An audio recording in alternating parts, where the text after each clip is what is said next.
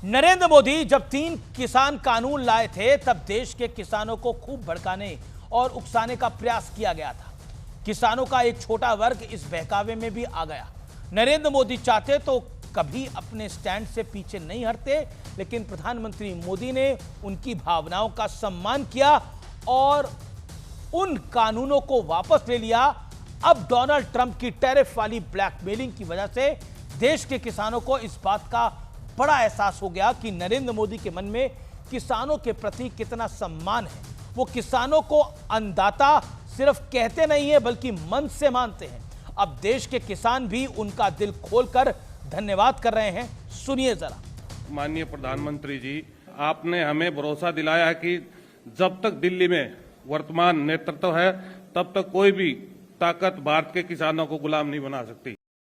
जो श्री प्रधानमंत्री जी हमारे नरेंद्र मोदी जी और कृषि मंत्री जी ने उस दिन हमें सब पता लगा मीडिया से, जो ये कठोर फैसला लिया है किसानों के हित में, तो पंजाब का और पूरे भारत का जो किसान है उसकी छाती आपकी तो 56 बोलते हैं, हमारी 56 से भी डबल होगी उस दिन।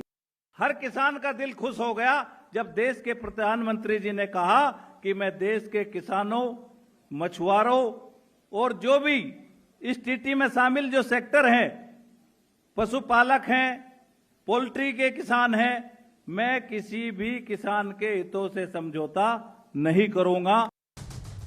अक्सर धरना प्रदर्शन के लिए दिल्ली कूच करने वाले किसान मंगलवार को एक बार फिर दिल्ली आए, लेकिन इस बार उनका मकसद प्रधानमंत्री मोदी को धन्यवाद देना था। किसानों ने एक सुर में कहा कि अगर नरेंद्र मोदी अमेरिका की बात मान लेते तो देश का किसान आज बर्बाद हो जाता। यानी प्रधानमंत्री मोदी किसानों और अमेरिका की धमकियों के बीच सीना तानकर खड़े हैं, जबकि देश में उन पर किसान विरोधी होने का ठप्पा लगाने का पूर्ण प्रयास होता है। नरेंद्र मोदी को संविधान विरोधी कहा गया, जबकि नरेंद्र मोदी वो इकलौते प्रधानमंत्री हैं जिन्होंने संविधान दिवस की शुरुआत की।